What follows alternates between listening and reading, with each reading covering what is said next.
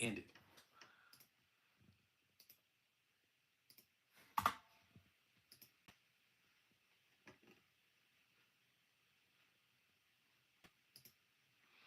Hello, hello.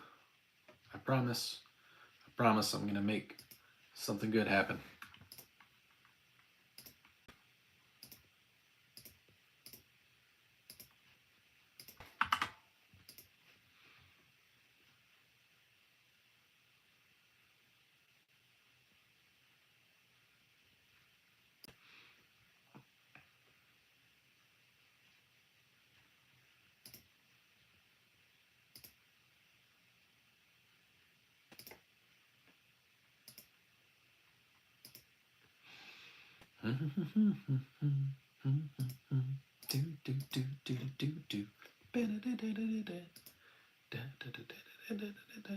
Sorry about earlier. What happened earlier?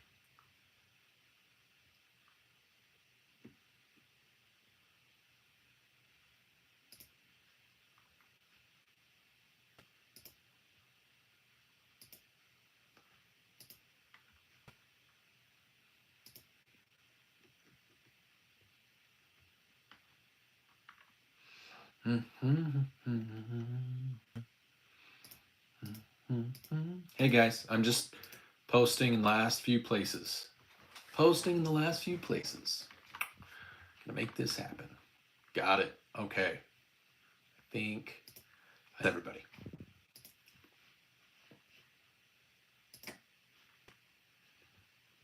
No thanks. Go like this.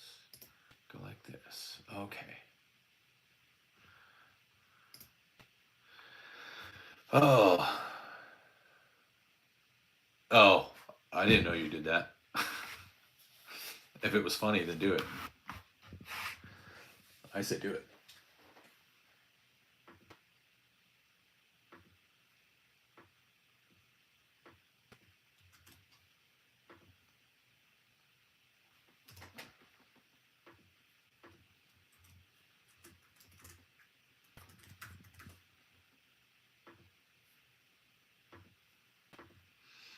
24 people. Holy cow, guys. Hold on. Sorry, I'm doing my time card. Give me 1 second. I worked late tonight, sort of. All right. Wow. We got 24 people in here. Who else here? Hi. 22. Please don't leave. Let's chat. Let's make this happen.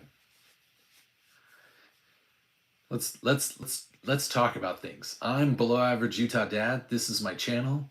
I've got one of my moderators in here with me, J Dog. You can ask him questions. You can ask me questions. It's been a long day today, but that's all right. I was trying to get the word out on my different socials that I was live. Bjorn, hello, greetings from Iceland. Sorry. Trix is one of my. Well, you guys know. I've already told you guys. Trix lives nearby, so I was able to deliver him one of the T-shirts. Black Viper 88. How's it going, man? So yeah, we're on the path. The next big milestone is going to be the 5,000 subscriber mark, and like I just assume that eventually the views and the watch hours are going to come, and I'll hit the monetization route. And they're doing some really cool stuff. I can start subsidizing, like giving stuff away. I don't care if I make any money. I just want to do things. I do sometimes play games, but this channel is mostly just it's just kind of fun and guns and me being a dad, talking about fathers and mental health. Black Viper, but you are more than welcome to stick around. Bjorn, hey, are you a guy? What do you do there in Iceland? I'm pretty Iceland. You can have guns in Iceland, can't you? I think so. If I recall correctly. So, and trick shots, that QR code on the back works. So anytime you wear it, potentially someone could scan that QR code and it'll take them to the YouTube channel. So yeah, I was really involved on X today. I was working a lot. I actually had a bunch of people join me on X. I went from being like 275 followers to I'm now at almost 500. So I'm kind of in the same boat on X as I am here. I'm like halfway to whatever. You live in Roblox. Yeah, there's a lot of people. A lot of people play Roblox. I don't, but I play Helldivers 2. Helldivers 2. Hold on. I got dogs. Come on, dogs. Come on. Okay. So we got 19 people. 19 people in the chat. Who all's here? Who hasn't said anything yet? So we've got Bjorn, we got Trick, we got Rat, we got J-Dog, we got Black Viper. That's only like 5 people. I mean, there's 10 people in the chat right now they're just scoping me out. Like you can definitely reach out. I do shout outs. I'm not a monetized guy. You don't have to do spurs. Maybe that's not a good thing in your book, but yeah, this is how we roll. I'm probably only going to be on for like an hour and a half tonight. Laurie Earl, we just lurking, fam. Cool. Lurking's fine. I just like when I do my live streams, I really like to interact with the chat. It's like my favorite thing. Like even if it's not your thing to talk about guns or fam or you know what video games technology. I do tech and that's what I do for my day job. But this channel is mostly guns and about being a dad or a good parent. And I really like when the chat drives our live streams. We do live night, and it's cool. Johnny B's back in the house. Johnny B from Illinois. Yeah. Yeah, that's what it is. I leave my stream like I've tried to create this. Some of my videos you probably haven't seen any, but I've tried to build a place where people can come. Obviously there's guns behind me, but I've tried to make a place where especially like men, adults, fathers can come together and just talk. Because hey Crow, what's going on? Goose, welcome. Because there's a lot of men that just don't know who can talk to and kind of be themselves and talk about things that are troubling them because they got to look strong for their kids, got to look strong for their spouses, friends. We all like food. What's your favorite food, Crow? So try to make the chat available. I leave my stream up for like a full 10 hours every night. I play background sounds and stuff for everyone on the overnight, that way internationally. Smashburger. Like, okay, when you say Smashburger, do you mean like here in Utah Smashburger or just anywhere Smashburger? Do you make it yourself?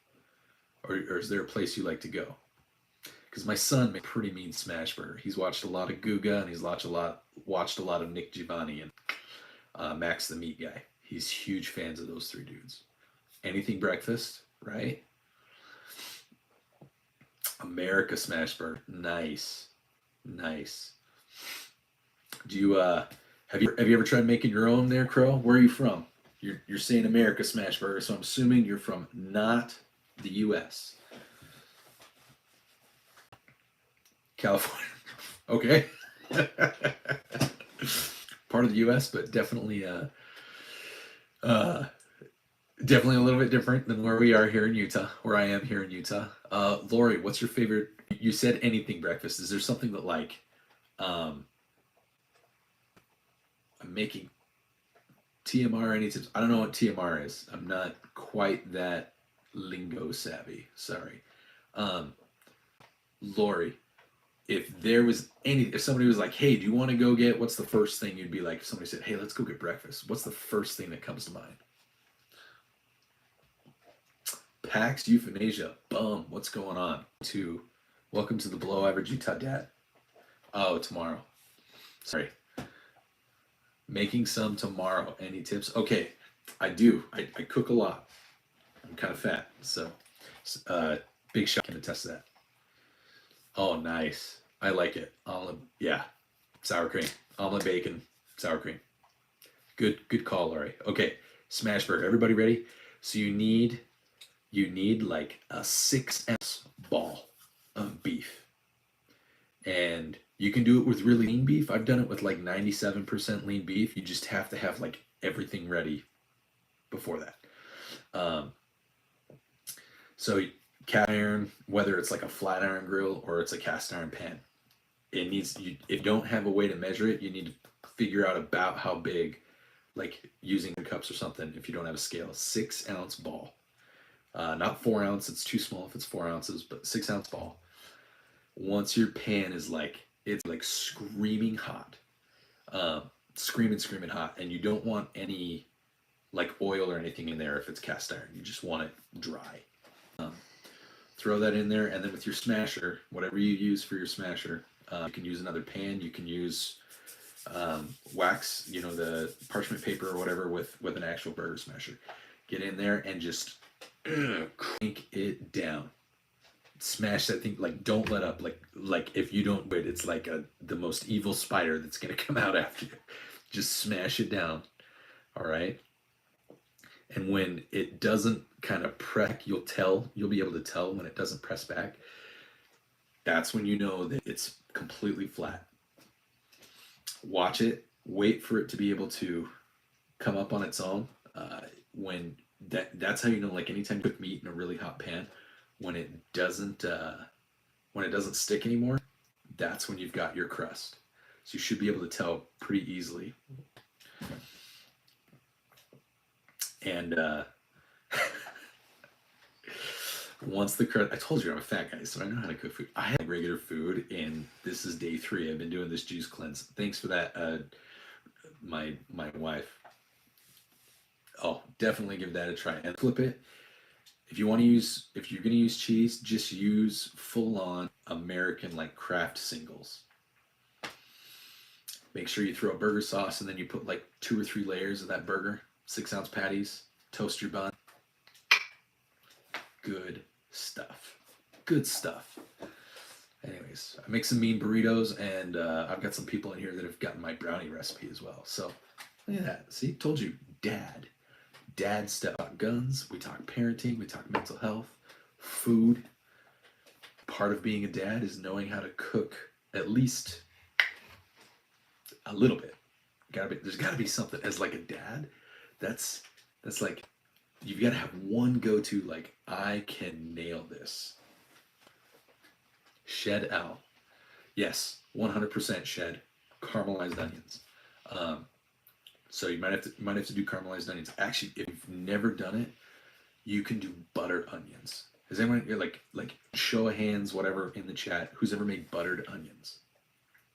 Because I got a really, really awesome recipe for buttered onions.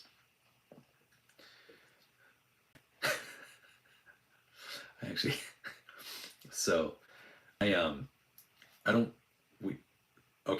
so the recipe for buttered onions, use any butter. The best butter that you can use is make your own butter, which takes it to make your own butter like the best way. It takes like 2 days, and I'll give you that recipe. But anyways, use butter. The onions, chop the onions just into rings. And it's even better if you use shallots. But it doesn't matter if it's a sweet onion, a red onion, a yellow onion, white onion, doesn't matter. Really, really, really, really thin. Keep it in rings. Don't dice it. Keep it in rings. Saute that. You don't want it to turn brown. You don't want your onions to start to caramelize completely. You just want them to be transparent. And then, while it's hot, turn off the heat, throw it into a bowl, and then throw hunks of butter into it. Trust me, because you don't want the butter to brown. You just want the butter to be like juicy, like a sauce. If you don't need cheese, you can just take that, throw it right on top of the patty. Boom, done. You're good. That's it. So there are a couple things that I can specialize in. Burgers is one of them. I also have a great recipe for teriyaki salmon bowls because I'm from Alaska, and so I learned how to cook salmon lots of different ways. So I got a great recipe for teriyaki salmon bowls if you're trying to be healthy. And that burger recipe, the 6-ounce patties, if you do that with like a low carb bun, and you do it with 97% lean beef, as long as you do it quick, you can do that with those onions. You can do the onions with like a little bit of olive oil instead of the butter. It doesn't taste as good, but if you mix it half and half with butter and olive oil instead of just butter, you can get a pretty low calorie burger with lots of good macros. Because low carb buns have way tons of fiber, so you're getting lots of fiber, you're getting decent amount of calories and a lot of protein because it's extra lean beef. You have a chicken burger. I have a recipe to make your own chicken burger too. Wow, normally we talk about guns for a lot longer, but sometimes we talk about food, and that's cool. I like talking about food, especially when I haven't eaten for 3 days. I've got a sushi bowl waiting for me upstairs when I wake up tomorrow morning, so I'm pretty excited about that. All right, J-Dog, come on. The first time, J-Dog, the first time you came into one of my chats, one of my streams, I think you were making mashed potatoes. Instant mashed potatoes. Come on. You've got to have at least one dish that you know you can do right and not blow it. What's up, Floor? So. Oh. Chili and beans, but used ground turkey. It absorbs flavor and as much as. What do you think of that? Dude, I cook with chicken all the time. All the time. Whenever chicken, like especially frozen chicken, when frozen chicken goes on sale, like at Walmart, Kroger, or Smith's, Safeway, and it's like 50% off, it's frozen. Go buy it, throw it in your freezer. Take a knead, let it thaw, or let it mostly thaw, cut it up into cubes, and then throw it into a blender. Chicken burger. You pay like $4 more on top of whatever the weight is, just for them to do the exact same thing. You can make your own chicken burger, and it's, once you season it properly, like it tastes like burger. You want to make griddle right now? So I want to eat everything right now. That's probably why I'm like, oh, let's talk about. I think he's an older guy that's in our Discord. That's what you're talking about, right, Corey? But yeah. Lori, do you want the recipe for butter? For a recipe for like fresh, homemade, European style, like French butter. Because I can give it to you. And it is the most amazing butter you'll ever eat. I could be wrong. His picture looks like he's older. So, what's up, Betta? We got 14 people in the chat. This is awesome. Hey, real quick, if you guys don't mind, can everybody go hit the like button? Making butter is actually really easy. Do you have a blender? Or not a blender, do you have like a mixer? A stand mixer? Or, yeah, double tap to like. Be right. I fixed my smoke alarm. What? My smoke alarm still isn't there. I still haven't reattached it. It's just that I have a bunch of smart smoke alarms. Okay, if you've got like a KitchenAid or a stand mixer, or you've got things. All right, here's what you need. You need a quart of heavy. If you technically need 2 quarts of heavy whipping cream.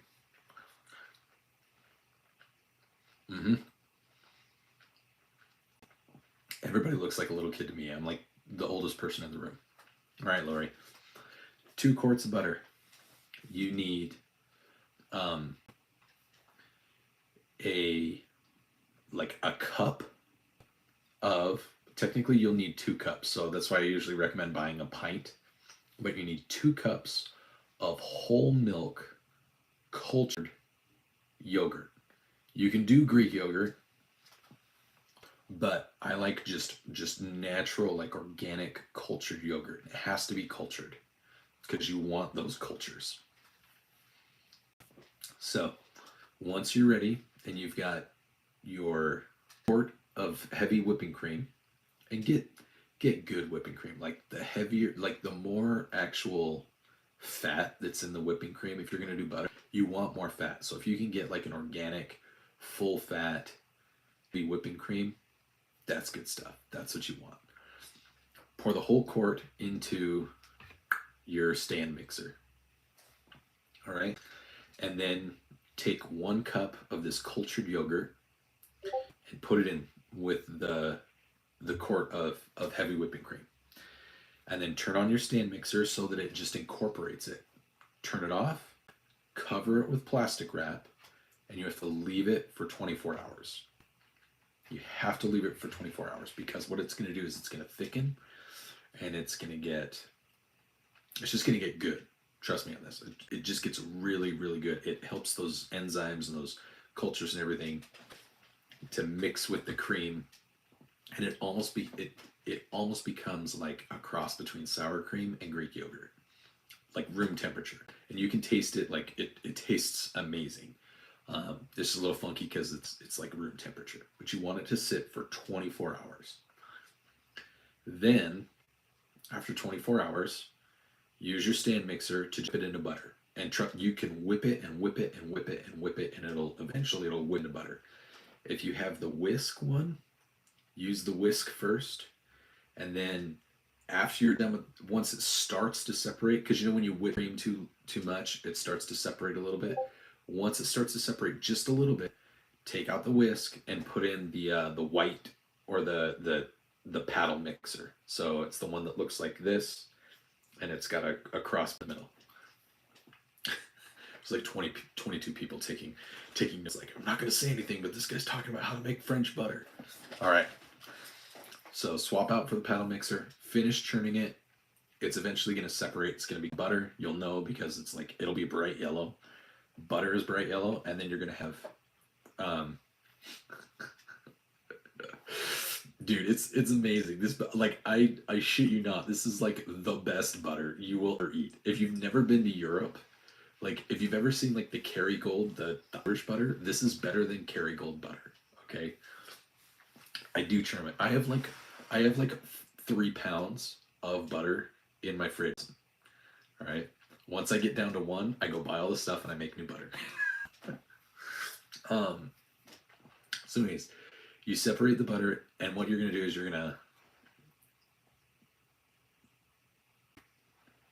you get it's just part of being a dad. Like my wife and I both work, and we've had different periods of our life. Like we have teenagers. I have a son who turns 18 later this year. My oldest daughter just turned 16, and we have careers. And so there have been times when she's worked like late nights, and I've worked mornings, like 3 o'clock in the morning to like 12. And so like we just had to learn how to do things. And so I've always been really passionate about cooking because again, I grew up in Alaska. During the winter, you can like go to the movies, play video games, or you can learn an indoor skill. I learned how to cook because I grew up Mormon, and I knew I was going to go on a mission, and I was like, I'm not going to have a missionary companion because just 2 dudes, you know. You've seen the missionaries. I was like, I'm not going to have a companion that's like, I'm going to cook dinner, and he like throws rice into a pan and doesn't cook it right, and then like cracks an egg, and that's it. I was like, no, it's not going to happen. I'm going to learn how to cook and cook cheap. So what's my favorite? Oh shoot. I don't have a favorite. Like I can safely say that like if there's just an easy go-to for me, it takes work, but like that I'll never turn down. I'll never turn down a burger. Burgers are one of those things that they're really not that hard. If you get used to cooking them, you can make them pretty quick. Or now with like a decent air fryer, you can make really, really good like, chicken. If you do a little bit of prep work, you can prep chicken for the next day and have amazing chicken, like absolutely delicious chicken. But I got to get back to butter. I'll finish butter, and then you guys can. I'll give you some more recipes. That'll be what we do tonight. See, this is why I love the chat. The chat says this way.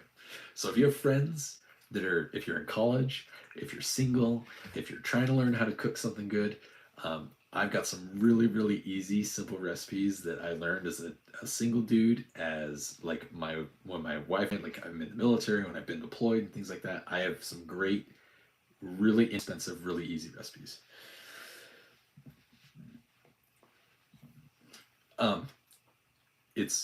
It's not going to be cheaper than just buying butter.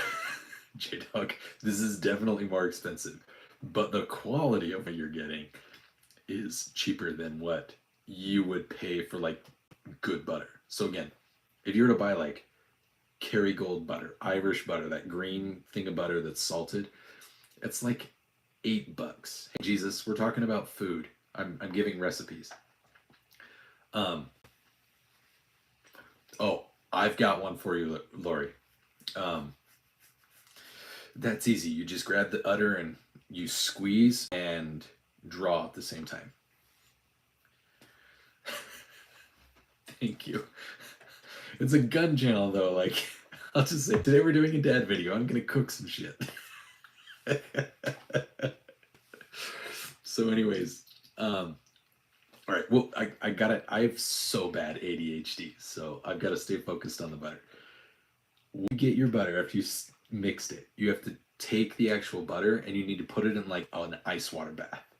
Just let it cool off, put it in the ice water bath, just let it sit there, because you don't want it to, because at room temperature, it's really pliable. So put the big ball, you'll have a big ball of it, put it in the ice water bath, scoop out any more butter that's on your paddle or whatever, grab the ice water bath ball, it'll be like a ball, push it together, just let it soak in there, and you'll pull things of water. You'll need the ice water bath, and then you'll need another thing of water. You'll just keep going back and forth because you don't want the butter to melt on you. Go back and forth between the regular water, like room temperature, to cooler water. Bill Cipher, what's going on, buddy? Ice water.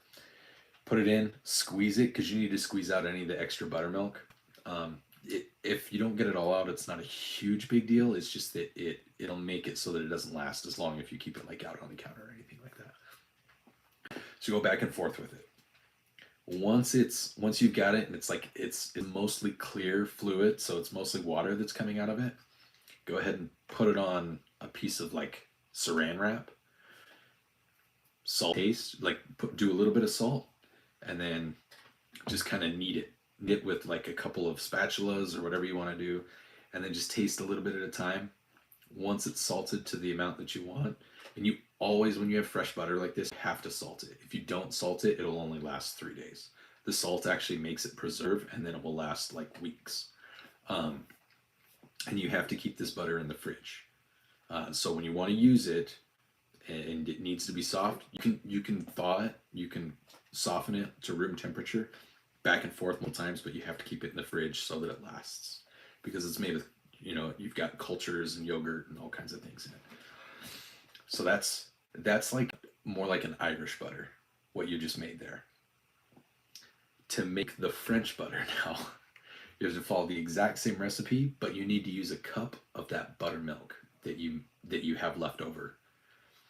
You're going to take a cup of that buttermilk, mix it with 1 quart of heavy whipping cream, 1 cup of the cultured yogurt. You're going to let it sit for 24 hours.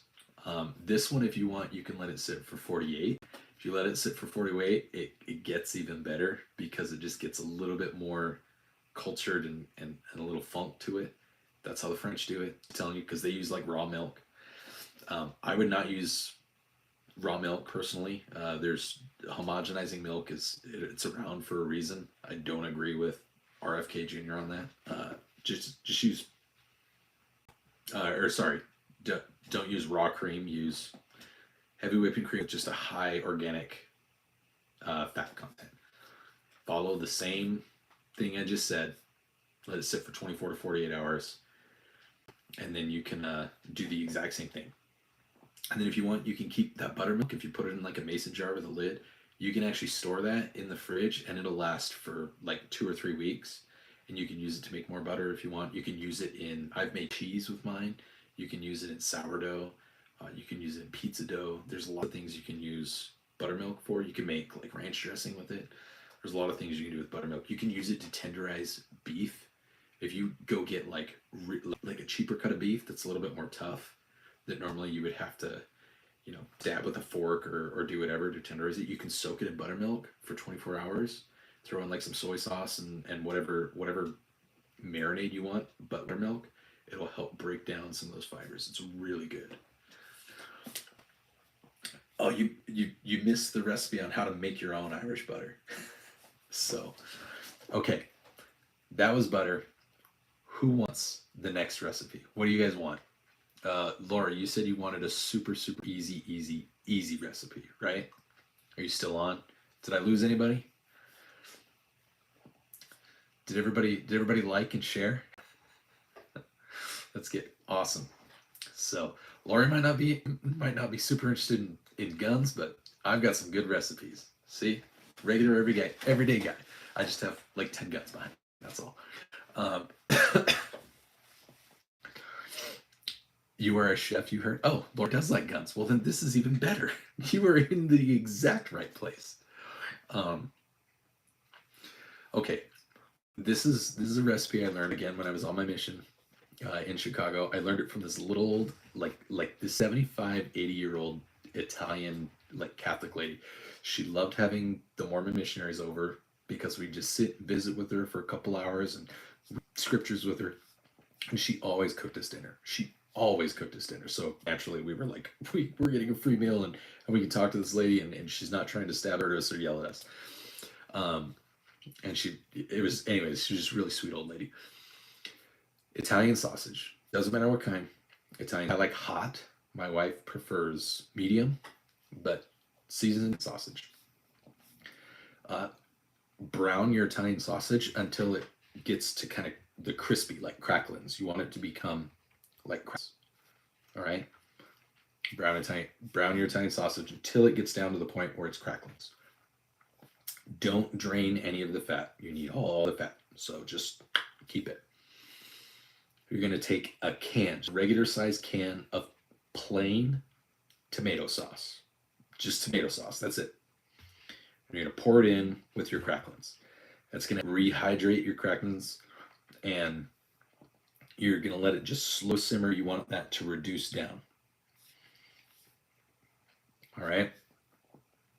I am still streaming. We're talking recipes right now. So if you want a really cheap, like amazing recipe, yeah, this is it. Okay. You're going to let that tomato sauce reduce down. You want it to get kind of thick. All right. Once it gets kind of thick, you want to mix in a pint of, again, heavy whipping cream. All right. Just like heavy whipping cream. Organic, full fat, like as high fat whipping cream as you can. 1 quart. Don't do more. 1 quart. You're going to keep that on low, and then that's when you start cooking your pasta. So go ahead, salt your water, throw in whatever, doesn't matter what kind of pasta it is. You can pick any flavor, any style of pasta. I like to do rotinis, bow ties, and rigatonis, like the big hollow tubes. If you want to make fresh pasta, you can do fresh pasta. That's fine too. You can do this with hard pasta, whatever works. If you want to be cheap, just buy cheap pasta. In the end, that's not going to really matter unless you make it fresh. It's not really going to matter that much. You use linguine or angel hair, whatever you want to do. All right. Cook your pasta. Salt your water. Cook your pasta. Do not break if you use noodles. Don't break your noodles. That's wrong. Just let it. You put it in and you let it. It'll cook on its own. It'll soften and go down in the water and cook on its own. All right. Once your pasta is al dente, once it's the right taste, okay, take 1 cup of pasta water and put it into your sauce that you made with the sausage, the cream, and the cashew saying. That's wrong. I don't care. The old lady that didn't speak any English, like that we had to sit there and like try to figure out what she was talking about. Yeah. She said this is how you do it. And I have her like copied recipe, like handwritten recipe for all this. Um, Anyhow, you put the 1 cup of water in, all right? Drain the rest of the pasta water, drain your pasta, mix up your sauce with that, serve it in a bread bowl, sourdough bread bowl. Scoop it out, pour in the pasta. If you want to mix the pasta in with the sauce, you can.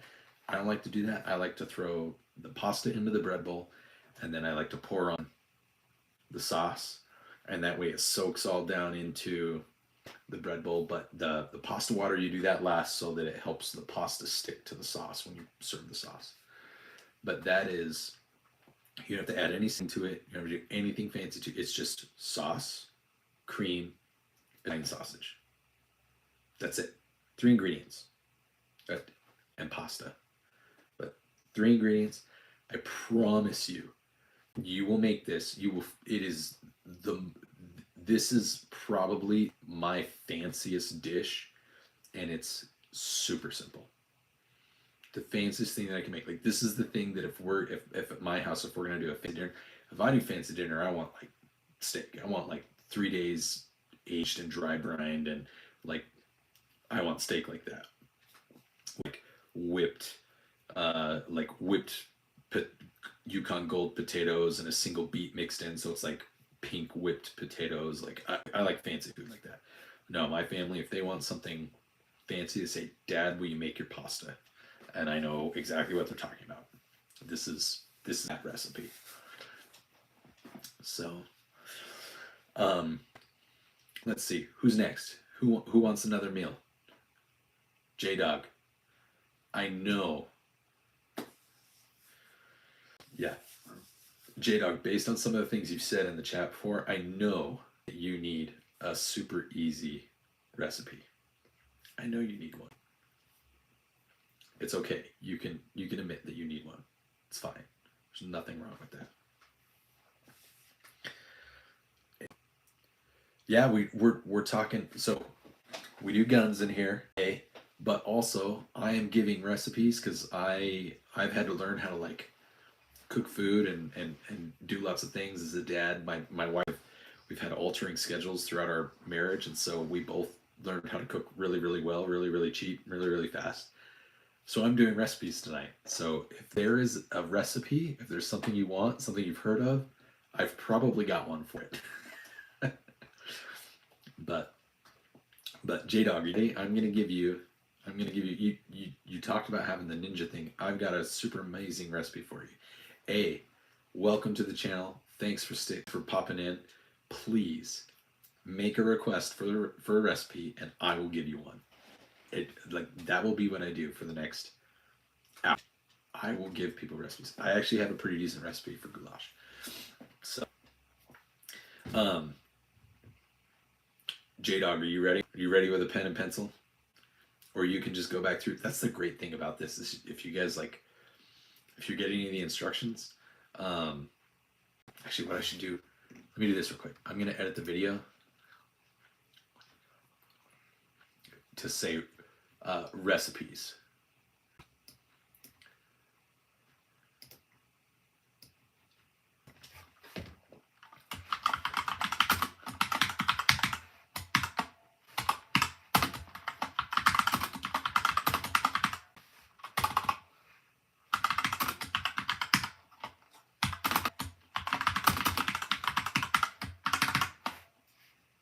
There we go.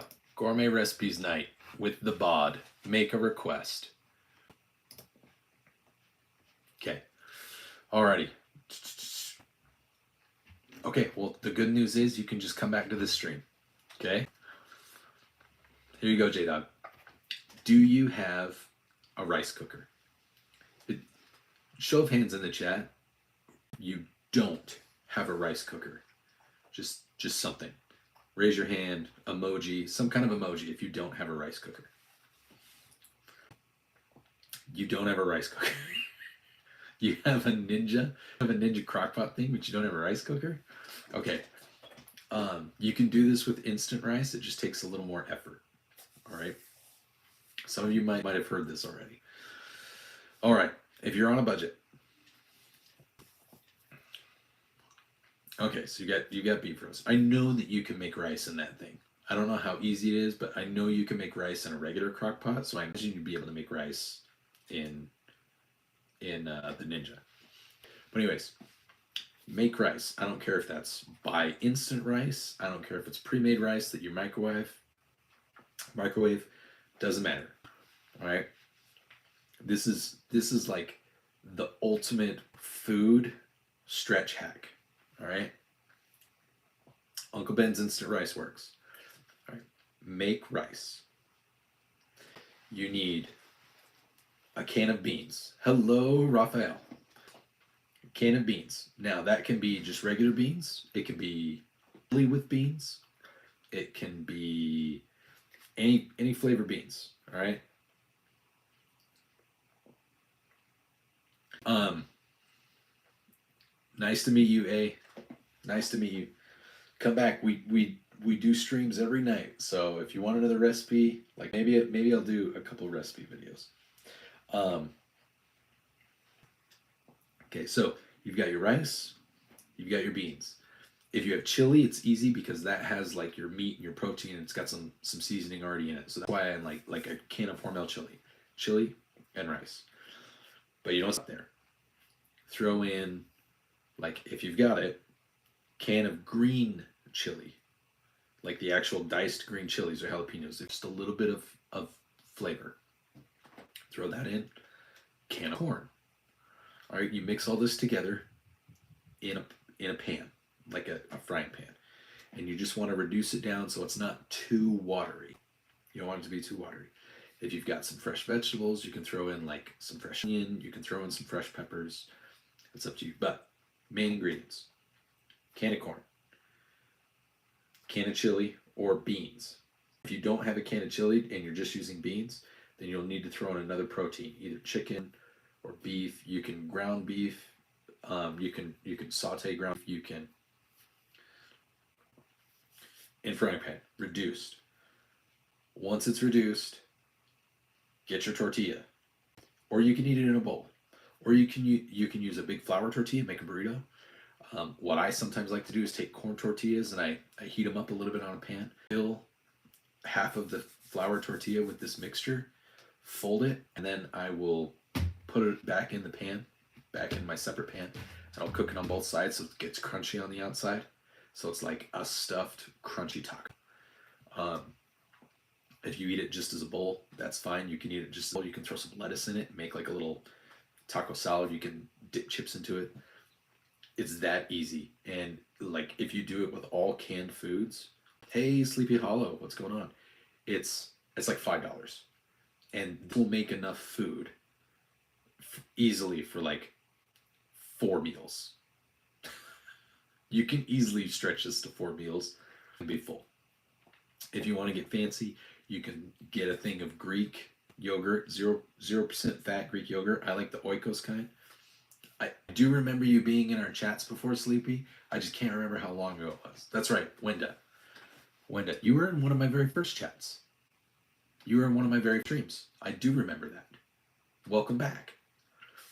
I like Oikos plain Greek yogurt, and I use that for my sour cream. Mix it up, and like take some taco. You can take taco seasoning and mix it with some like a little bowl of the Greek yogurt.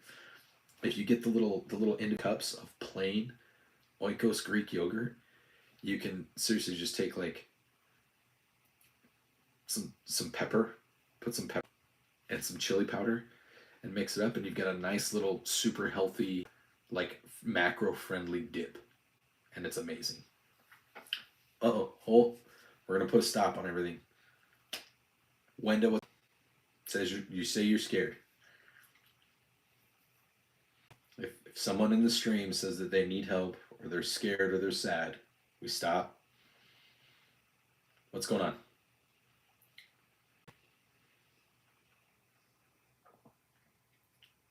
Oh, I thought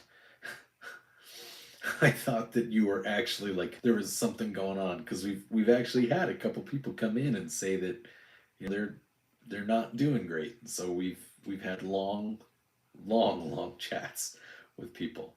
So okay, rid of your cat.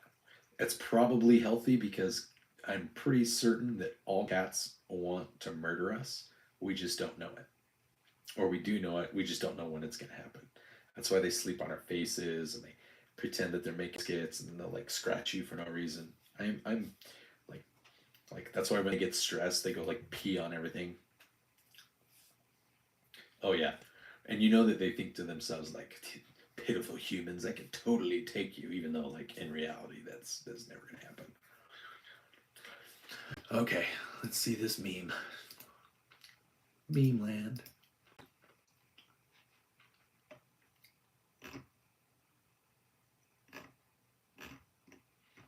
Burglar cat. I like it.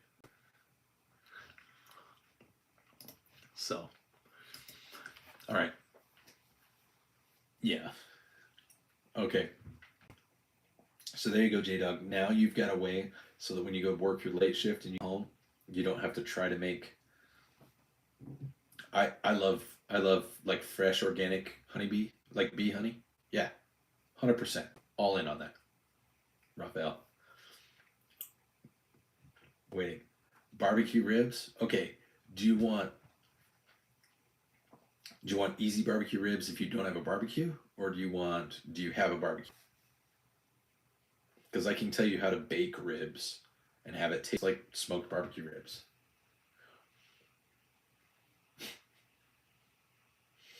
Um,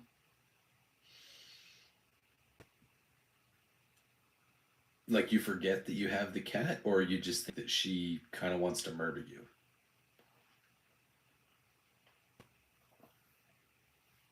Okay,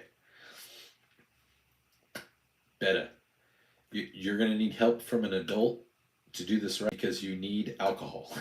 you need you need beer. Yeah, she's a straight. Does she come in your house, or does she live outside? I know he can't buy beer. This is the recipe for it.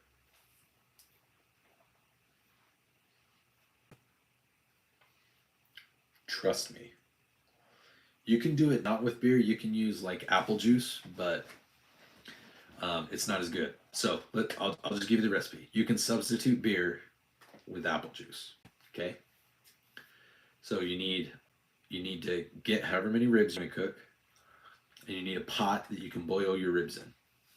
Hello, friends. This is specifically for pork ribs. This is not for beef. Do not do this for beef ribs. It will ruin the beef ribs. But pork ribs, you're good. Um, if you want beer, you can use beer.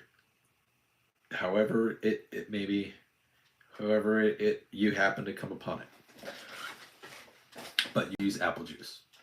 Okay. So, pot. Mix of apple juice, water, and salt. Like, taste it. It should not taste good. If you have beer, just beer. Like, Budweiser is probably, like, just plain old fashioned Budweiser is probably the best beer to do this with. And you'll put your ribs in. Not if you use beer. If you use beer, you don't have to do lots of salt. All right.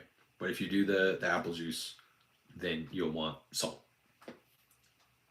All right. So cut your ribs so that they'll fit into your pan. All right. However you need to cut them so that they fit in the pan.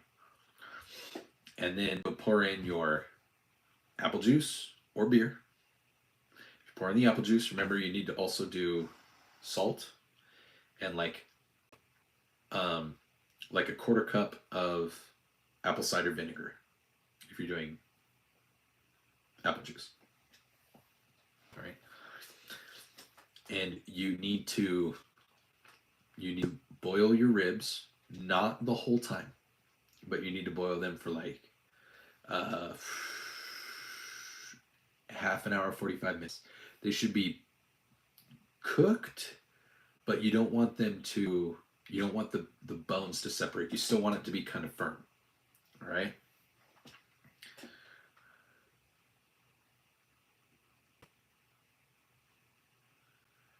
Will do. Everybody remember Sim and his wife. prayers if you're a prayer person, positive thoughts if you're a positive thoughts person. Let's remember each other in the chat and our subscribers and things like that. We care about each other. So you got it, Simba. God bless. You got this. Way to take care of your wife also. Like, obviously as a husband, I would think that's the case, but like to embrace it. I think that's something to be admired. Back to the ribs. You don't have to you can make your own homemade barbecue sauce. Just look up a recipe for homemade barbecue sauce. That's what you do. All right. Preheat your oven to 200 degrees. All right. It needs to be heated to 200 degrees. Take your ribs. Once they've cooked for about 30, 45 minutes, they should still be, like, the bones should not be able to pull the bones out. So if they start feeling like they can come out, you'll check them. If they start feeling like they're going to come out, then take your ribs out of the oven. You need to pat them off and dry them. Season them with paprika, salt, pepper, garlic powder. That's it. Season and taste. All right, salt, pepper, garlic powder, paprika. Put it into the pan that you're going to bake it in the oven. And let it bake at 200 degrees. Put foil on it, or if you've got one of the pans that has a lid, all right? But you're going to bake it for like 2 to 3 hours at 200 degrees. All right. When it's done cooking for 2 to 3 hours after you've boiled it for 45, so it should take anywhere from 3 to 4 hours to make ribs, depending on what you have.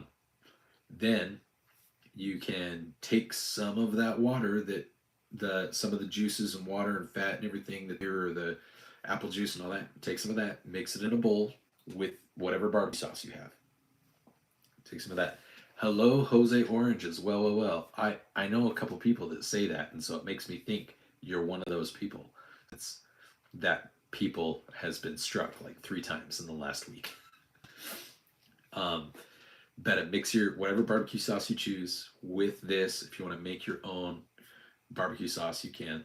But mix like a cup of that boiling water in with this. When you've hit that 3 hour, and then you're gonna slather up all your ribs. Okay, you're gonna take it out, slather it up, cover your ribs in all your barbecue sauce. Take the lid off. Put the broiler on high, and then carefully watch it on high so that it can crisp a little bit on the edges. And if you have to turn it a couple times, just keep an eye on it, close it up, watch it. It should only take like 10 minutes to crisp it once you put the barbecue on it, okay? Once you've done that, get out, done. Easy, homemade, super tender, smoked ribs, smoky flavored rib in an oven. I promise you it works. The only reason I know this works is because my mom does not know how to smoke for the life of her, but she makes some of the best ribs, and this is her recipe. So there you go. Easy smoked ribs. Who's next, friends? We've done ribs. We've done easy, inexpensive, good macro burrito. We did the easy pasta recipe. We did Irish and French butter. Jose, do you need a recipe? Does anybody else want another recipe? I have lots of these recipes because I like cook a lot. I hear he is an extremely good-looking young man. I hear that he wasn't married, he would drive the ladies crazy. So, but I also hear that he might be married to someone in the army, and she would beat the living crap out of him if he were to make some poor decisions. All right, what do we got? People in the chat. I know there's people lurking. I know they're lurking. Blowout Utah Dad is not. I will talk about guns if that's where we go. That's our default. But I haven't eaten like regular food in 3 days, so to me, this is like therapy. Later, Jose. Like talking about recipes, talking about how to cook food inexpensively, easy, on a budget with certain types of tools. I've got some great recipes. If there's any young college people or like single workaholic folks, and you're living off of takeout and everything, and that's what you have. I've got some really easies that you don't have to work hard, and they taste way better, and they're way cheaper. So that's I'll keep talking about it, but I won't if uh, if we're if we're tapped out. Oh man, guns. Oh, Lori's still here. Guns. What would you like to know, Lori? These guys have been talking about ammo and purchasing, and I think they were talking about a Steyr, however you say that. I don't know. Awesome. So, all right, should we talk about guns, guys? Talk about guns until somebody wants a ready. You've made pot spaghetti. We talked about pasta.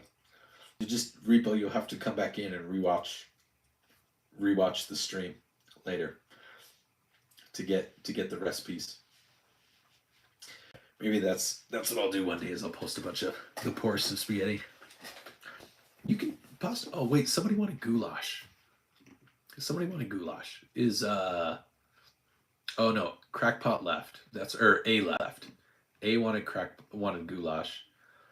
Bad boy Algundi. I don't think he's in here anymore. Hunter. I don't know if Hunter's still in here. Can we get a climate survey on who's still in the chat? It says 8, so I know Repo, Etta, Ratfink, Simba, Corey, J Dog, Lori. Who's our we have 2 or 3 people that are lurking in our chat. I guess I'm probably one of them.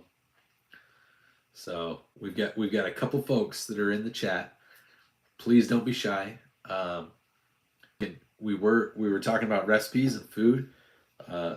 So I'm kind of a home as a dad. I'm a home cook, and I'm pretty okay at it.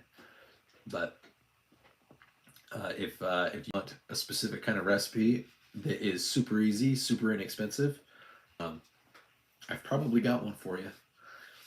I'm pretty good at this.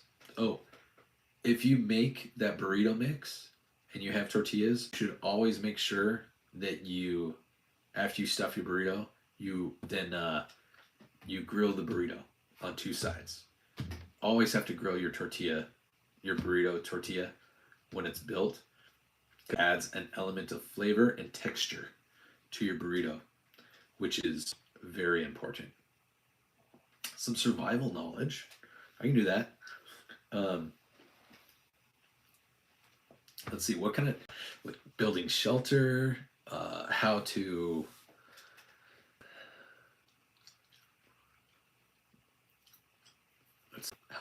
I would say how to build a fire, but that one's you just kind of have to practice. If you guys have never built a fire with a bow drill, I would highly recommend you build and learn how to make a fire with a bow drill.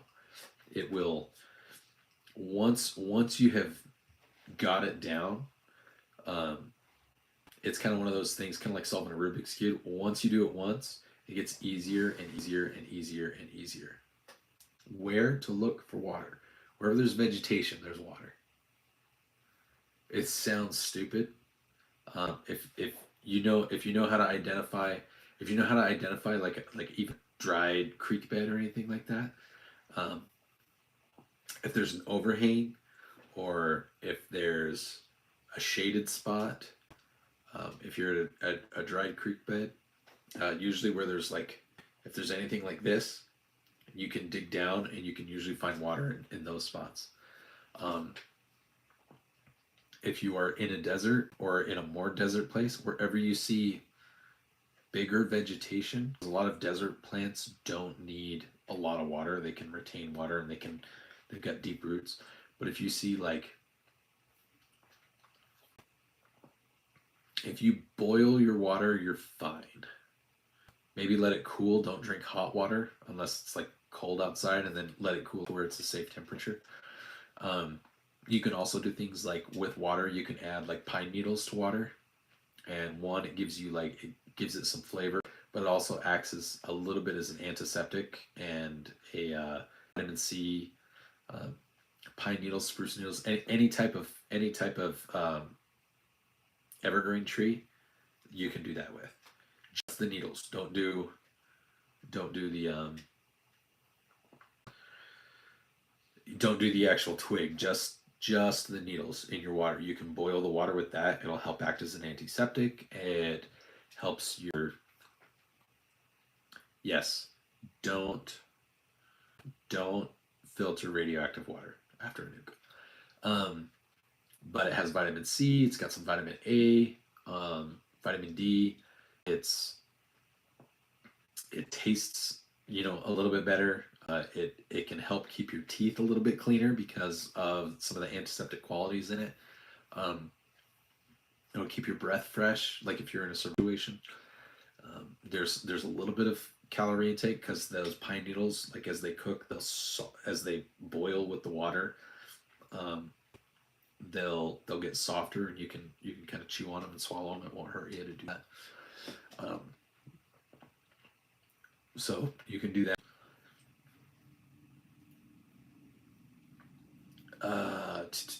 Okay, if the other thing you do is you can make an actual water filter. So if you have fire, um, you can make a water filter with the charcoal in your fire. That's really easy. Yep, dandelions. You can boil dandelions or nettles. If you've ever seen like stinging nettles.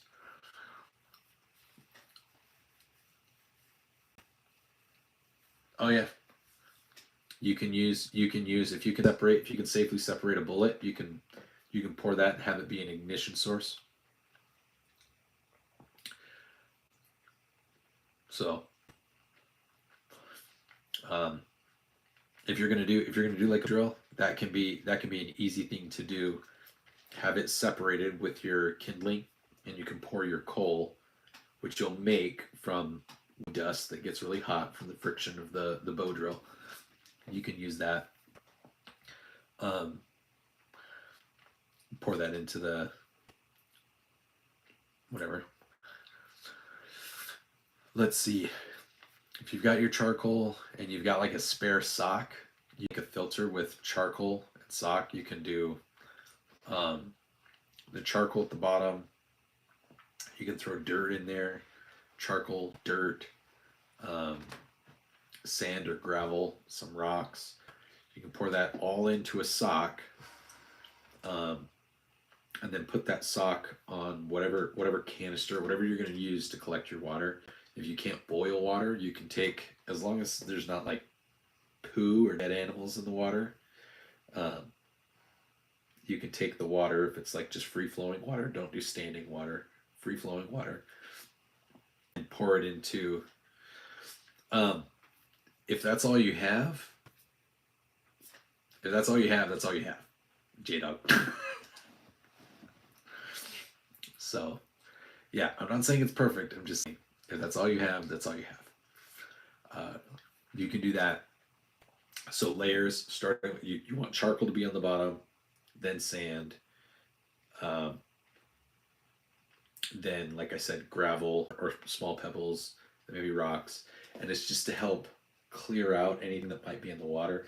And if you have that many layers, um, if you want to, you can even take it and you can double filter it, which some people are like, oh no, you just filtered it, it's going to go back through. It's fine. You can double filter it. It won't hurt the water. The water is already cleaner than it was, and it will pull. It's not going to get dirtier. It's going to go through and it'll help pull out any extra stuff. But that's if you weren't going to boil water, that would be the thing to do. Boiling water doesn't make it cleaner, it just kills bacteria. And that's what you're worried about with water. It's not, like water can be dirty looking if it's free flowing, like it can be brown, it won't taste great. But If it's just like glacial water doesn't look real pretty. It's like it looks kind of like grayish chocolate milk, but for the most part, it's pretty safe. It just doesn't taste good. Um, did I miss something?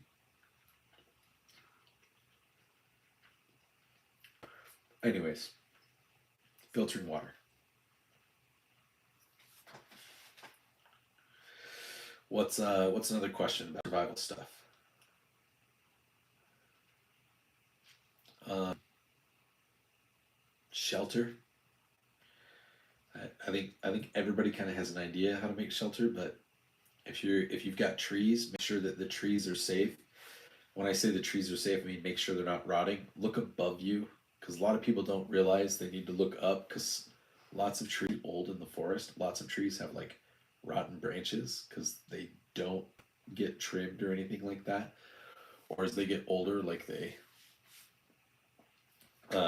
start to compete with each other, and some of the trees don't get as much water or nutrients from soil, especially when trees are really close together. So double check and make sure there's no dead or rotting logs above you, because that comes down on your shelter and you're done. Wool socks is good. Yeah, for your go bag, that can kind of lead us to our go bag. Go bag. Everyone needs to have some kind of go bag.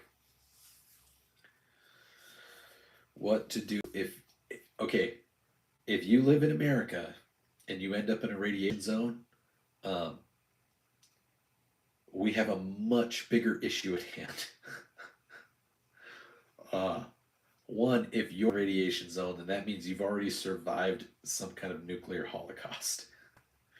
Because um, if if a new radiation zone appears where you are, then you probably are not going to make it. So I could be wrong, but that's my take. I don't foresee that happening.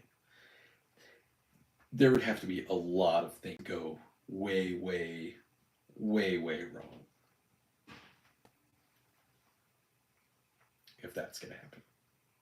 So, um, yeah, that would be a good idea. Um, if you're in Chernobyl, like here's the thing, there's not really a good way. If you get downwind of fallout, um,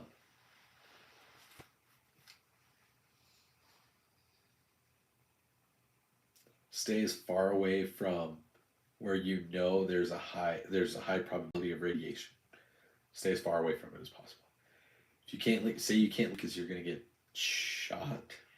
I don't know, but stay away from the stacks, far away from any of the large structures. And you can generally tell because you can look at directions and you can see where there's maybe what appears to be more life than not. Move in the direction that there's more life. Follow animals. Animals won't fly or walk or go towards radiation. Animals are really keen to that kind of stuff. So they stay away from nature. Animals can be your friend. Um, if you're downwind of fallout, there's yeah, brown bears, not so much.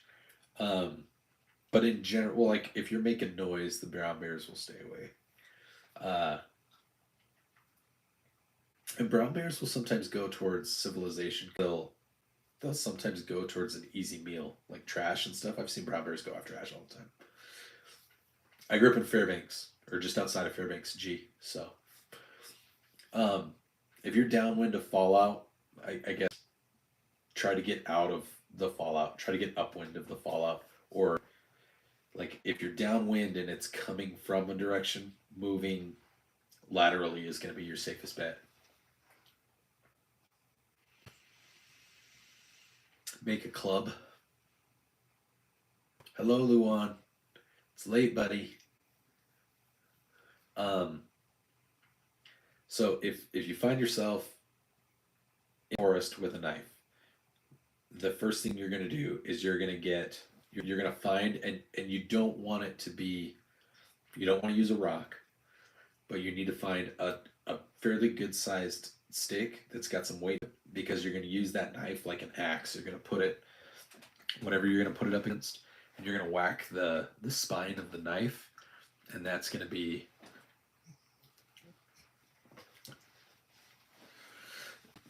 the spine of the knife is going to be the safest place to hit it, and towards the tip, but towards the tang or the middle. It depends on if you have a full tang. If you have a full tang, you can hit it towards where the spine of the tang meet. Otherwise, hit towards the middle of the blade, the spine of the blade. But you'll use a club, some kind of rudimentary club. You'll use that, and that will allow you to chop through things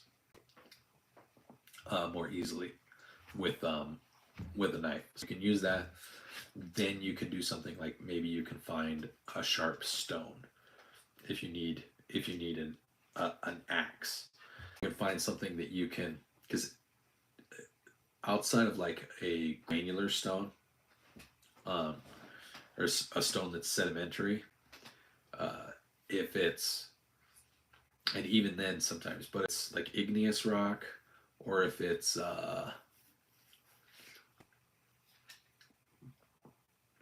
I'm trying to think. Luan, I don't understand what you mean, buddy. What do you mean, China or Arab?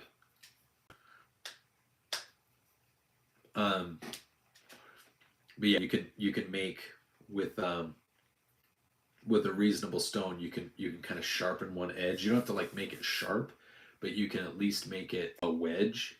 And then again, you can use that instead of your knife, because you want to keep your knife from getting dull. But if you need to sharpen your knife in the wilderness, there's a couple ways that you can do it. If you've got a belt, you can use your belt. It'll take forever, but you can use your belt to take off burrs and things like that. Can't just be any rock. It needs to be like sedimentary rock. It needs to be like a brick or a sandstone. Something that you can put water on, and that the rock will help grind it away, and it needs to be smooth. So you can use a harder rock, that's fine. Cool, Luan, thank you. I can't read that, but I appreciate it. As long as it's a mostly flat surface, and then then just with your knife, you'll just do, if this is your surface at angle, as long as it's flat, it needs to be flat. So, but that's what I would do. If I was going to sharpen my knife, here's my edge. I would circular motions like this. I wouldn't do it's not a stone, like a brick or something. Now, if you can find some old brick or some old cement, you can use that and actually get, if you're in a survival situation, you can actually use that to make a pretty reasonable edge with a knife. So, yeah.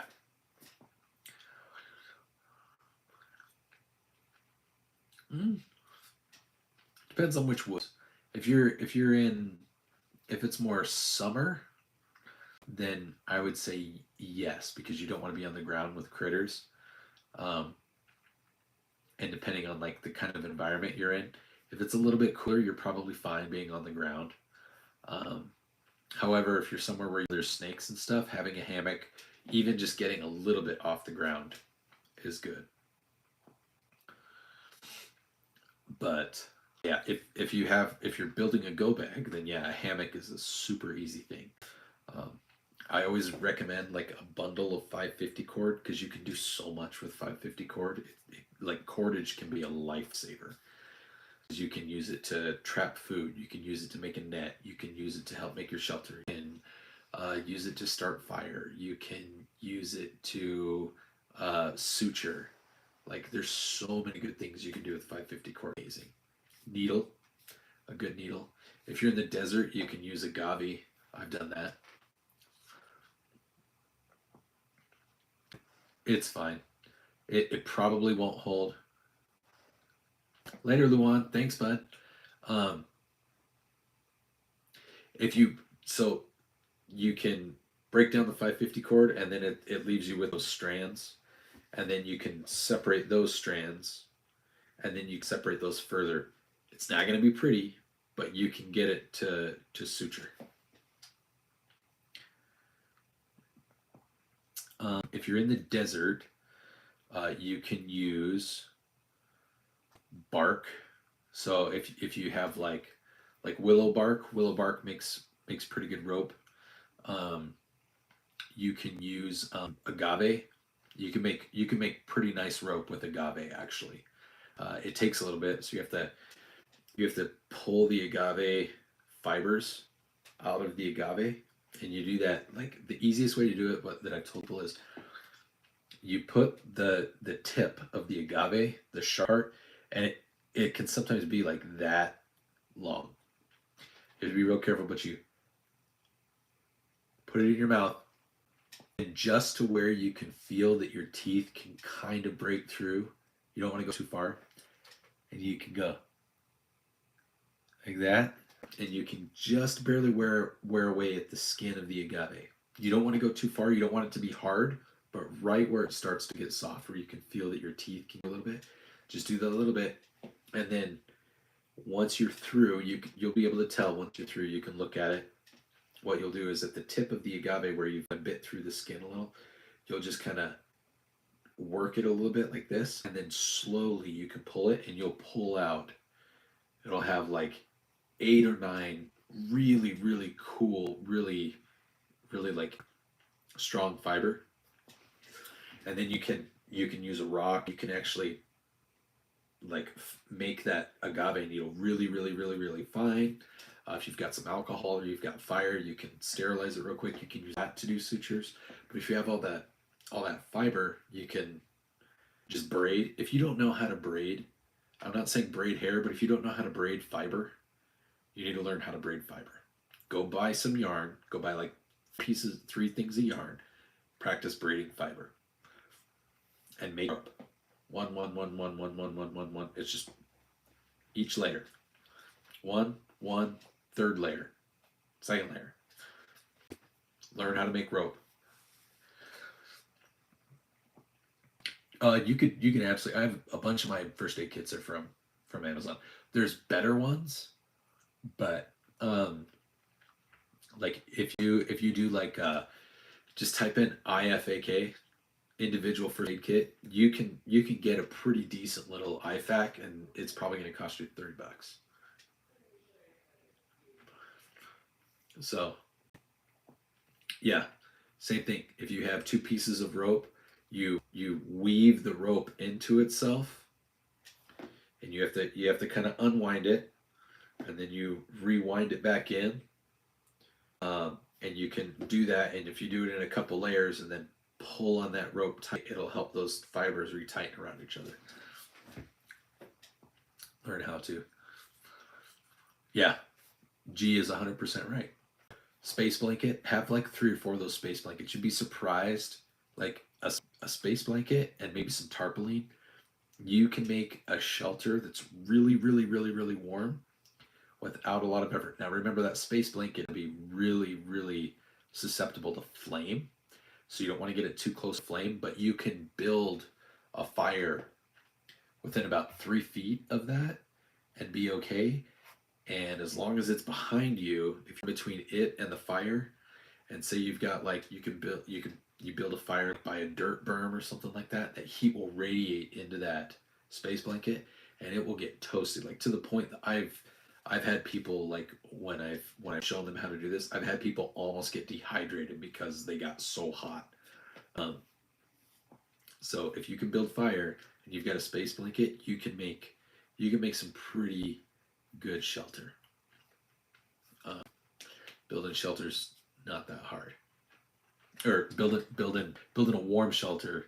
If you have fire and you know how to build even a little decent shelter, you can have them. Iodine tablets. Okay, iodine is not going to do anything for radiated water.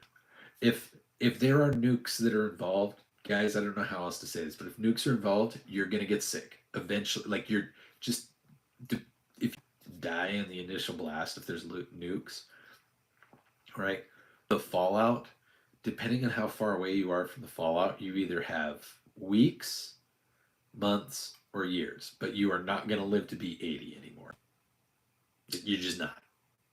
So, general rule of thumb on what is it like?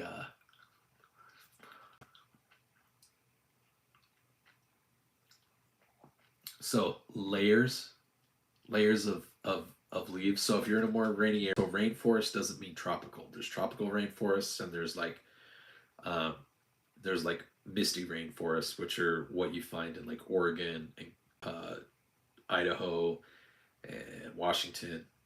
So if you're in a place like that, you're gonna use like the natural foliage. I would recommend you don't have to have a tarp. You don't have to have a tarp. Um, I would recommend like a teepee. So if you can use as much structure that already exists, that makes life easier. If there's a really good tree that doesn't have any of those dead branches coming off of it, if you can get a couple of logs to lean up against that, and you can do it like, okay, so if you've got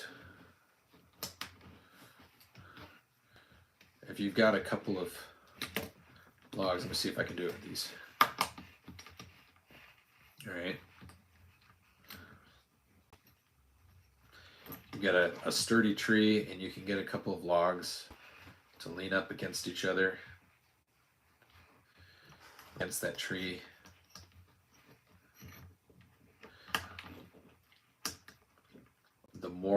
The more legs you have, then the better it will be. I don't know if I'm gonna be able to do it with this, but I know this works with trees because I.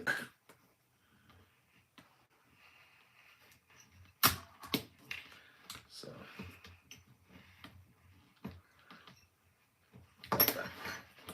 sorry.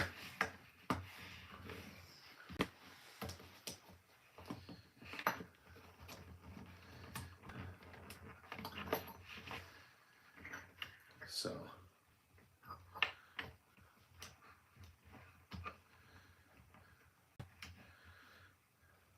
but in theory,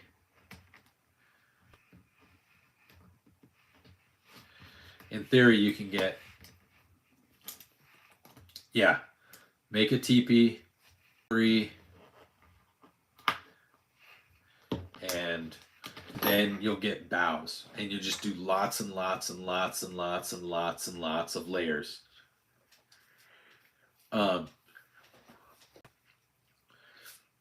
Yeah, that's what cordage makes easier.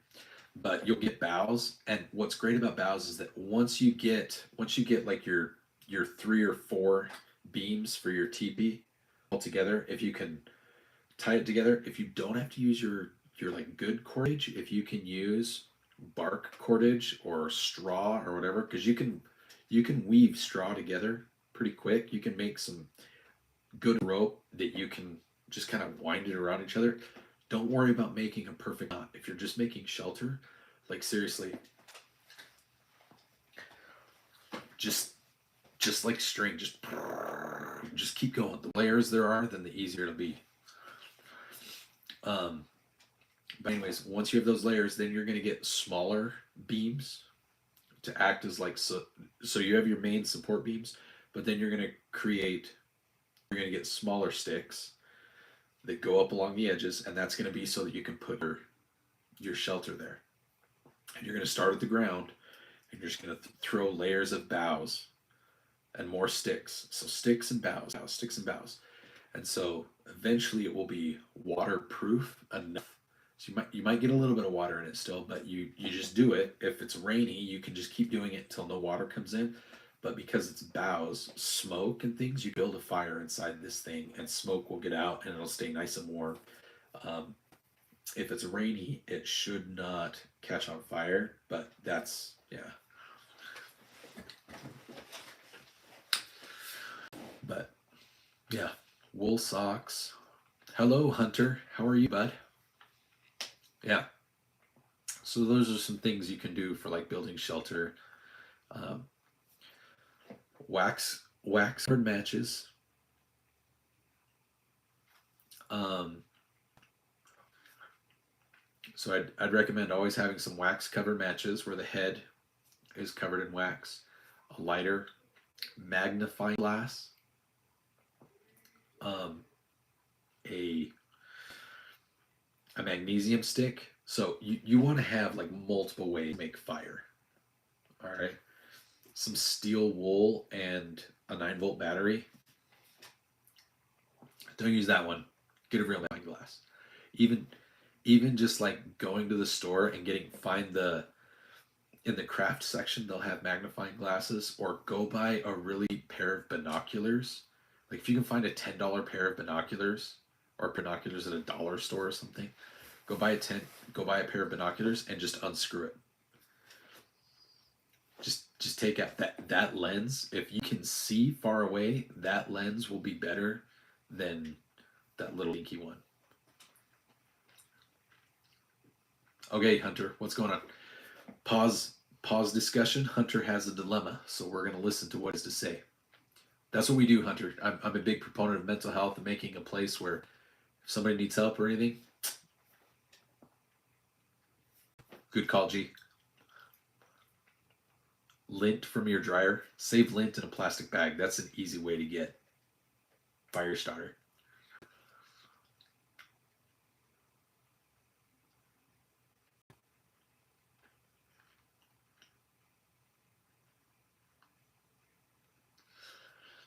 We are all anxiously awaiting your dilemma, Hunter.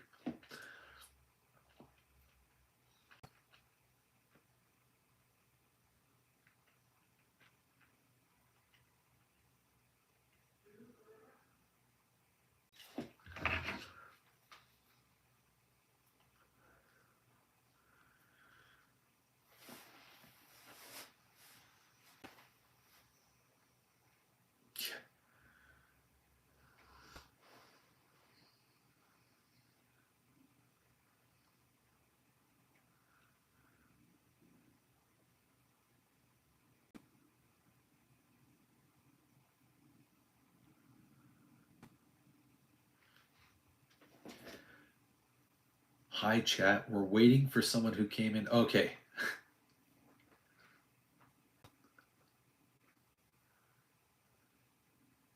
Okay, Hunter's in Florida. He wants to know where to find his.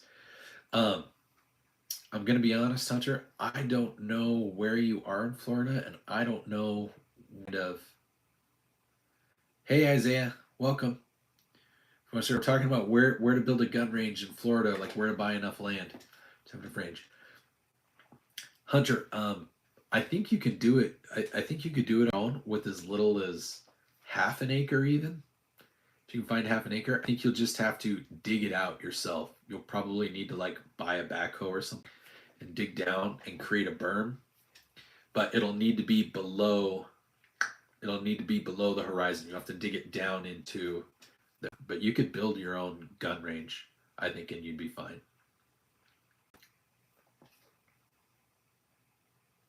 So if you have 1.25, if that's what they require, I don't really know where you would buy land. I guess just go to, let's see if I can do it quick.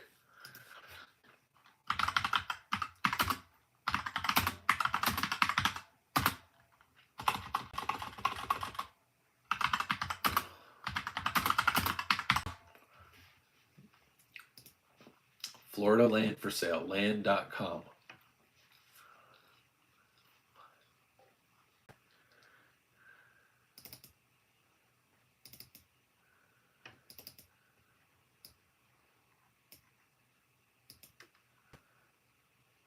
In Lake Placid, Florida, there's 10 acres for $175,000.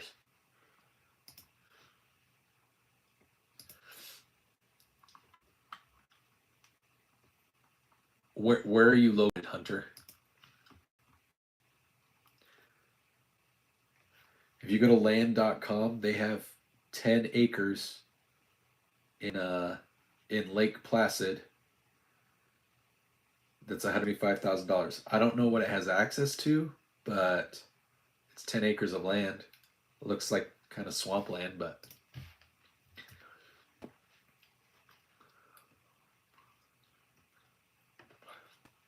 yeah, it looks a little. It's a homesteading community at Panoplia, Sebring, Florida. No HOA, experts in sustainable living and off-grid potential. $175,000 for 10 acres.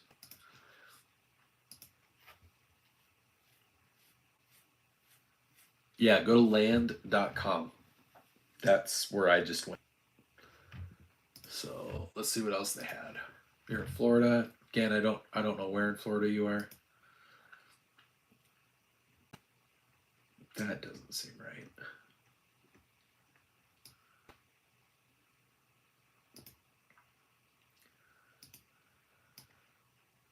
Okay, yeah, there's only a couple pieces on this website.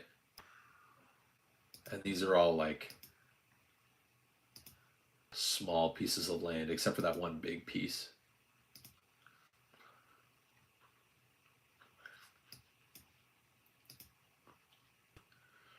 $10 acres for $100,000 up near Tallahassee. 1.3 acres up by Mariana. 1.5 acres in Alford. So I think it's just a couple places. Yeah.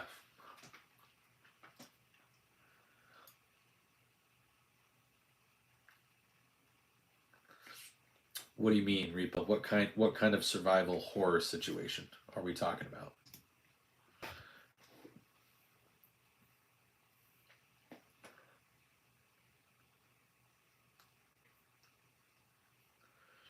Isaiah, you still here, or did you just hop in and say God bless and then hop out? If you're not, I'm not gonna take offense to that. People do that all the time in this chat.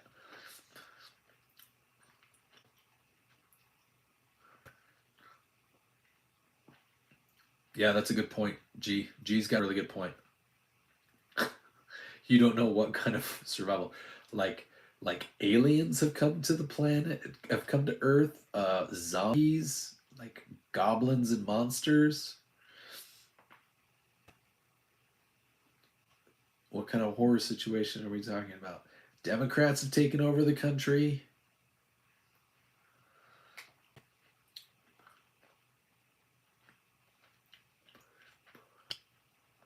Zombies is always fun. Go somewhere cold.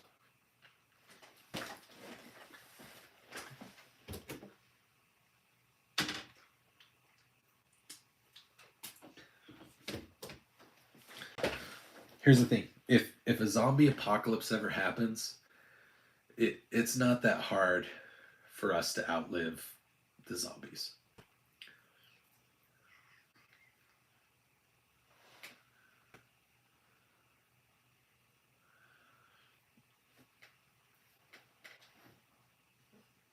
That is a skill issue on your part. Corey, you can't tell, then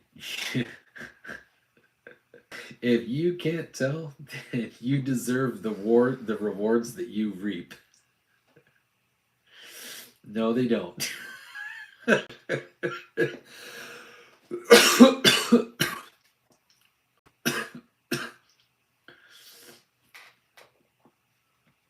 Skill issue.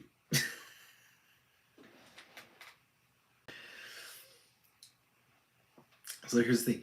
Even rage rabies zombies. All right? They're driven, zombies are driven by instinct. And all unless zombies are completely different than what we have ever seen. We've seen a lot of versions of zombies.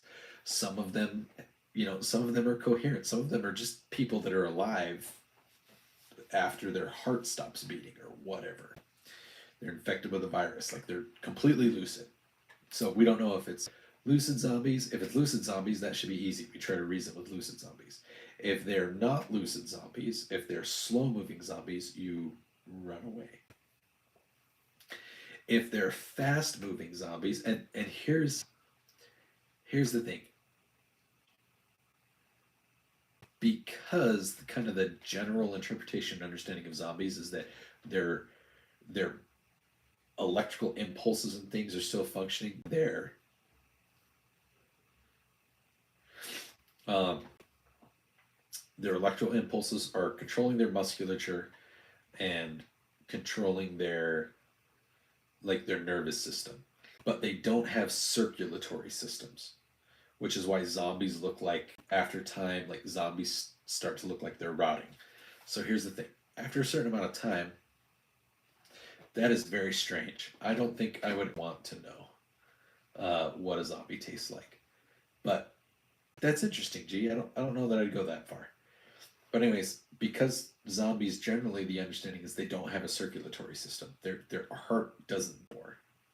All right, it's just the electrical impulses triggering muscle tissue to do things, which is why it's generally their triggering. If they do have heartbeats, that would explain why some of them can run and do things like that. But again, then it's not so much a zombie. It's more like, now we're talking about like just like some kind of disease destroyed the brain, in which case be fighting against each other as much as they're fighting against us. So it's tough to say. But if zombies are like actual zombies, the way that we kind of picture it, if you take out a leg, just one leg, that's all you have to do, um, then you can get away. And eventually that zombie is going to, like, that zombie will still die because it doesn't have a circulatory system. So flesh needs, like, even if it eats, like you see zombies eating or whatever, um, their body doesn't process it. There's no way for it to be delivered. So all it's doing is feeding to feed, because whatever, it can't continue to survive. So eventually zombies will die off. Like they've done, there have been enough research studies, it's stupid, but I've read about these. There have been enough research studies that it actually wouldn't take more than like 1 or 2 years if there was a zombie outbreak. Once once we can, and there are plans in place if that ever happens, I can tell you. Later, Hunter. Um, it's not Hunter. We're talking about like survival. We talked about recipes earlier. Corey's the only furry that's in here, and he's a little insane. One, he thinks he's a furry. He says he's a furry, and yeah, he's still single. So, and everything all kind of check Corey. Um, but anyways, yeah, zombies are eventually gonna, if there's ever an outbreak, like there's plans in place. I know that they exist, and it it wouldn't be long. It'd take like 2 years for us to kind of eradicate the zombies. We have a pretty good idea what zombies would be, like through studies and fiction and everything like that. It wouldn't be hard to get them to go to one place and then we could just nuke them, or we get to one place and then we survive somewhere else, and eventually they will, like their bodies will just rot because their bodies aren't replenishing. Now the only like caveat, like asterisk to that, is if it's kind of like The Walking Dead where everybody's infected and eventually everybody becomes a zombie. That's fine. That's not about zombies. That's vampires. No. Scope gains.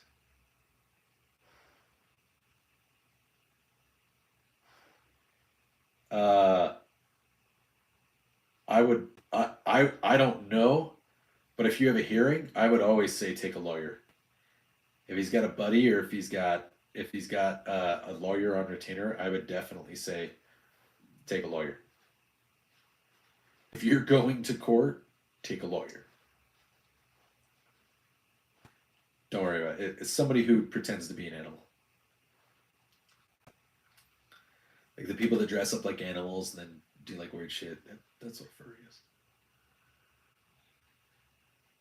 Don't take him up.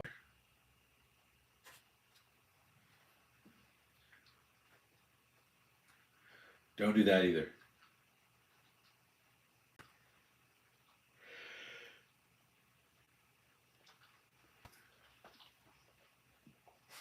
Yeah, if it's a hearing regarding his permit to legally own or continue to legally own carry a pistol, he definitely wants a lawyer. If it's a hearing to determine if he's able to get one, he definitely wants a lawyer. Oh, I got about 10 minutes left in me, guys.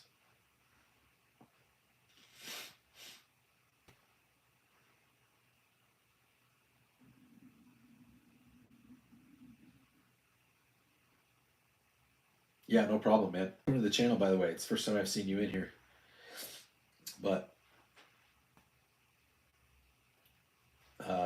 welcome. We talk guns a lot. We do a lot of gun stuff. If we appreciate you stopping by.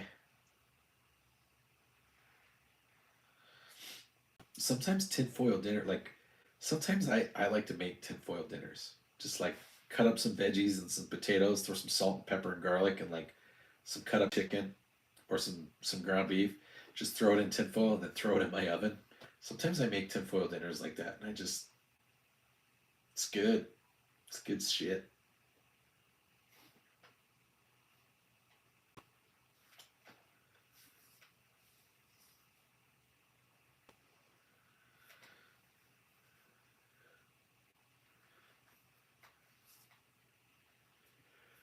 Well. Look at that.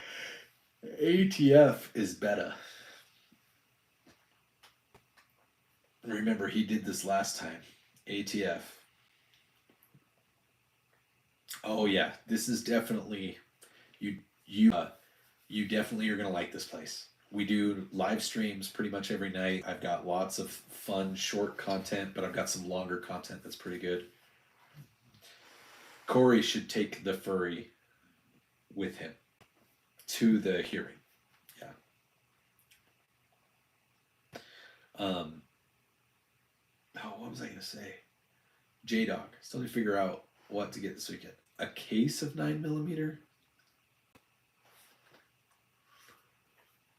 Oh yeah. If you're here on our stream, please, if you look towards the bottom of the stream, um, if you click on more, if you click more on the description, there are links to all my socials.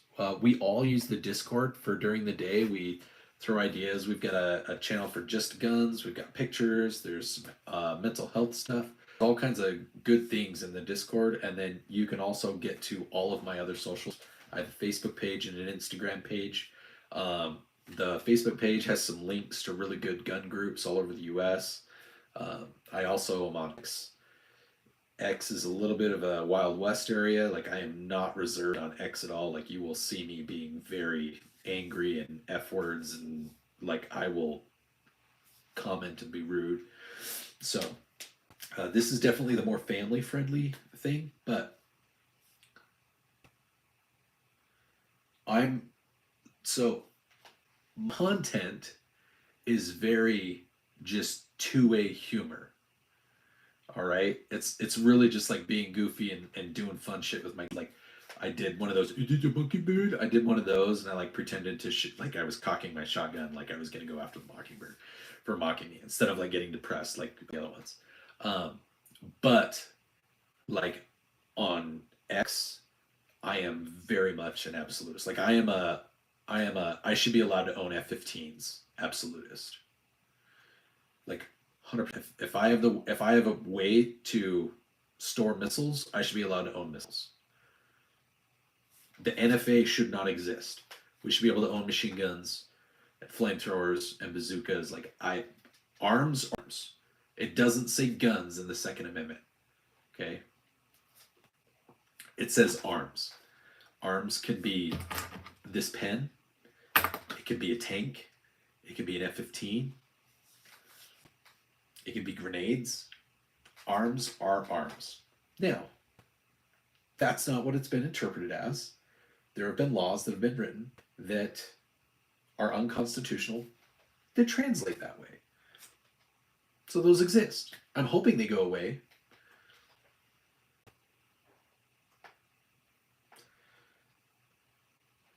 To a degree. I don't consider chemical weapons, biological weapons, or nuclear weapons. I would not consider those arms. Those would be specifically, those aren't arms, those are weapons of mass destruction. Like, those are way beyond arms. Gee, dude, welcome. There's like 5 people that are part of this that rotate in and out that are also from communist Illinois. So muzzleloading cannons, you can absolutely have 100%. You can build your own muzzleloading cannon if you want.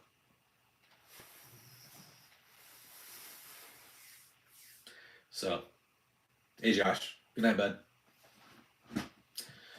Don't forget, everyone that's new, we also have we have 2 long form videos. One is my armory. That is the actions for my armory, reloading and everything. You can listen to it. It's 9 hours long if you want for white noise, or if you just want it as background noise.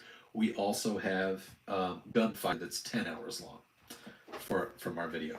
Our channel mascot Snecky, he provided that right here. Yeah, Florida, Texas, Utah's not bad. There's still some things that are in place. Until things change federally, though, it's still okay. You can't build a grenade launcher, and you can't have a grenade. However, not a loophole, just saying, you can build a potato gun. All right. And if that potato gun happened to have, depending on how you pressurize that potato gun, or how well you can get that potato gun launched, and what kind of force you can get it to hit with, in theory, you could place a dense object inside of a canister of thermite, or sorry, yeah, the whatever that other shit is, the stuff you shoot. I can't remember what it's called. It's not thermite. Thermite's like an explosive. Potato gun with a steel tube. You can go get stainless steel pipe, and you can make a pretty solid potato gun with it. I've seen potato guns made really, really easy. What's it called? What's that stuff that you shoot that blows up? Good night, Hunter. Thank you. Tannerite. So if you had tannerite and you were to place it inside of a potato, but inside the tannerite, all right, or at one end of the tannerite, let's say you had a rock, and you launch the potato with the tannerite inside and the rocket from your potato gun. I'm going to let your imaginations run wild now. I don't know what the pressures need to be on tannerite, but in theory, you should be able to build a potato gun that could.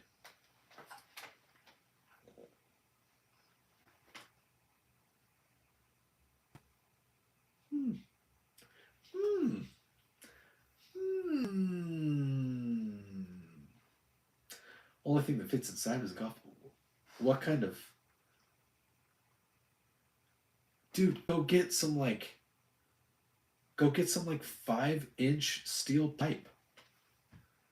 Or 3-inch steel pipe like that. You can go get thick-walled steel pipe from a hardware store. And then you put a cap on the end.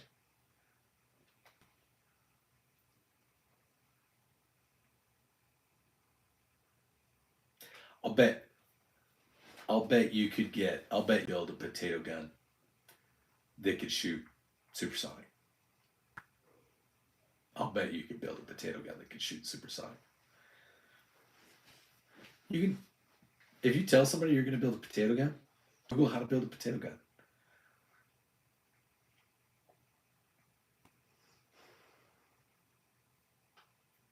So you can, yeah, galvanized pipe.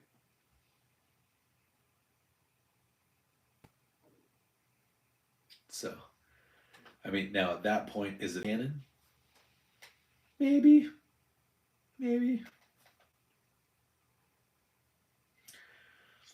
I knew a guy up in Atlanta built a potato gun, and he used propane. That was his propellant. He used propane, and he would shoot. Yeah, you can also do compressed air. So good stuff. Potato guns, can all good things. All right, guys, it's time for me to do this. It's time to do this thing.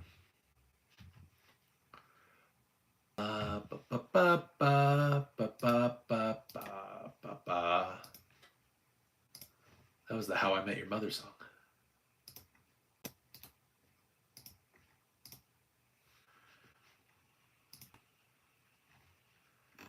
It is time. Do you guys want gunfire or do you want loading sounds tonight? Gunfire or loading sounds? Which one? Gunfire or loading sounds to sleep. 10-hour gunfire. Let's get a consensus. Let's be, even though we're a democratic republic, a constitutional democratic republic, let's pretend that we're a democracy for a second. Let's get a show of hands. Gunfire or loading? Both.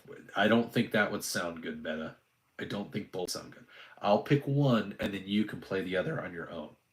I can use the watch time. Okay, so Repo says loading. Don't have machine gun fire. It's my guns. So, but it's 10 hours of my guns shooting over and over and over and over and over. So it's definitely semi-automatic. It's not machine gun fire. But it's an AK-47, it's an AR-9, it's a 5.56, it's a pistol, and it's 6.5 Creedmoor. So it's very gun sounding and loud. Oh, Corey. Pretty much.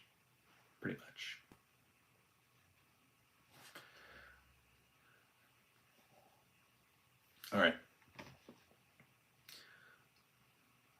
I'm gonna take G. I'm gonna say gunfire as well. G said machine gun. I don't have machine gun, but I do have guns, and nobody else said. Yeah, so let's do this. Who is it? Let's switch the account.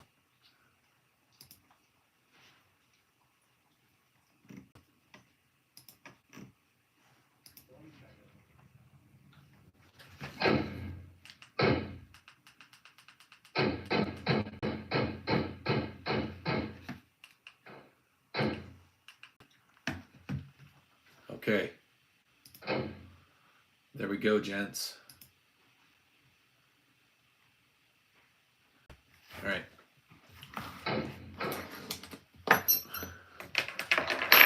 Let's get our mascot buddy here. G, thank you for stopping in. I hope you come back. I hope you enjoyed yourself. We don't take things too seriously. This is our channel mascot. His name is Snecky.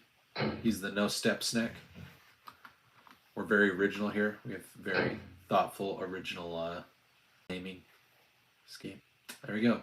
Snecky the no step snack is here. All the guns are visible.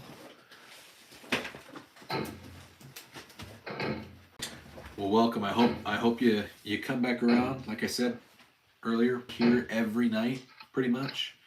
And good night, Simba. Thank you. We're here every night, and I usually put out content a couple times a day.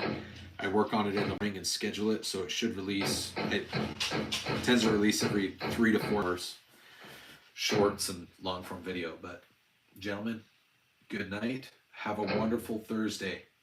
J Dog, don't stay up too late. Corey, what do you want? Love you guys.